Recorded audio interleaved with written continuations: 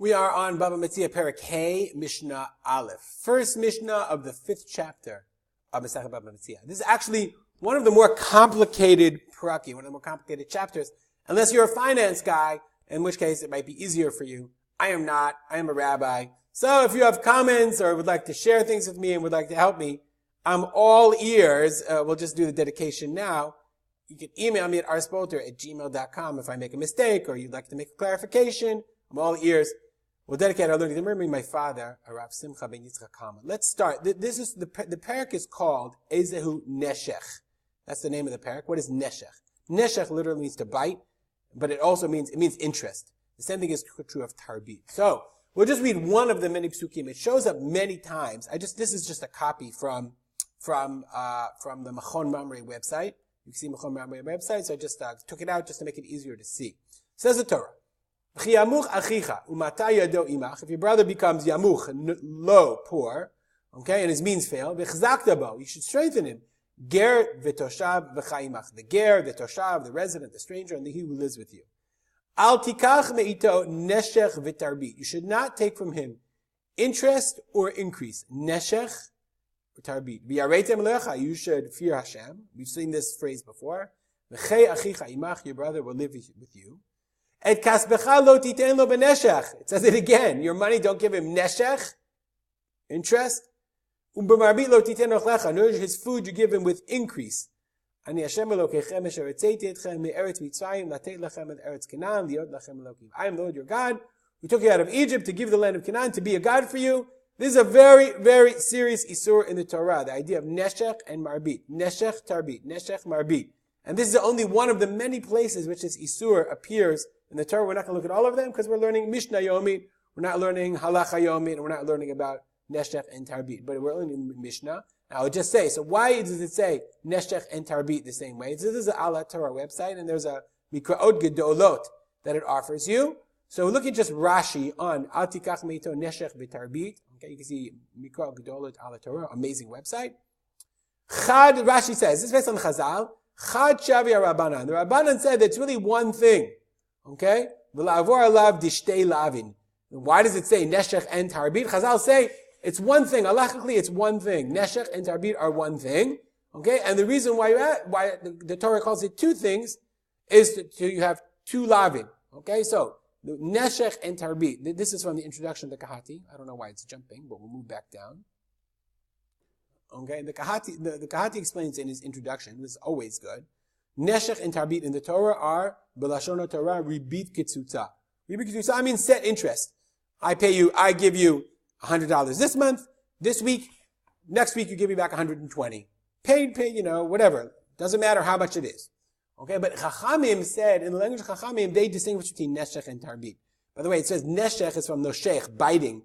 Rashi says, quoting Chazal, Neshech is like a snake bite. When you see it, it's like, two little holes in your feet. And before you know it, your whole foot is blowing up. Not good. Okay, that's why it's called Neshech. Neshech in the Chazal, Lashon Chachamim, Chazal called Neshech Ribik Tutza. They call that Isur D'Oraita.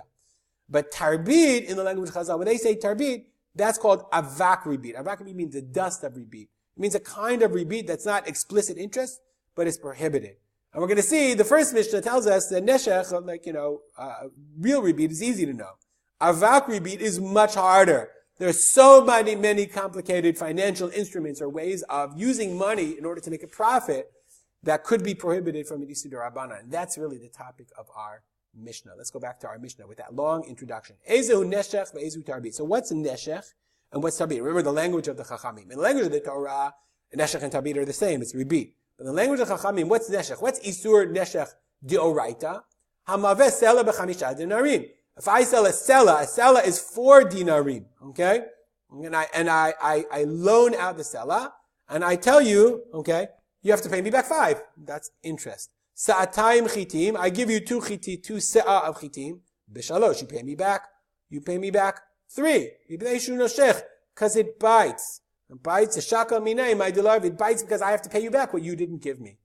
Ve'ezehu Tarbit. What's Tarbit? Remember, Tarbit in this context, what's the prohibited Tarbit? Hamarbeh bepeirot.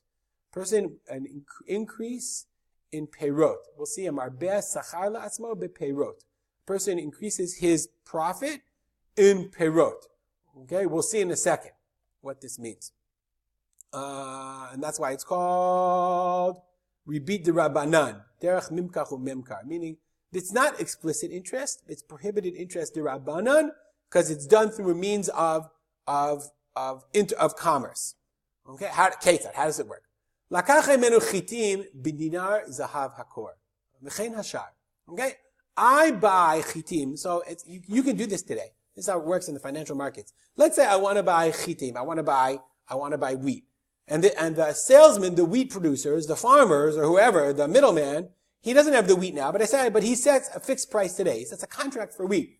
September wheat is dinar zahav for a core, which is a measurement of wheat, like a bushel. I don't know how much a core is, but a core is the price was a dinar zahav. And that was the shar, that was the going rate. So I got my wheat, and I set a fixed price. And I say, I want to buy wheat for the coming year at a dinar zahav. And he goes, great. Okay? And that's the price that I agreed to pay. And I'm obligated to buy. That's the price we say. Okay? Kol yemot hashana, hutar lo letet ma'ot achshav. I pay now. Amenan lo litein zer chitim kol yemot hashana. So I pay now. I buy the wheat now. I buy 10 bushels of wheat or 12 bushels. You're going to give me a bushel each month. I'm going to pay this price. The guy doesn't have the wheat now. Okay? Nonetheless, he can sell it because he's paying money now. I'm buying a contract for wheat. They have this now. I buy the wheat. Very good. That's the shar. Okay?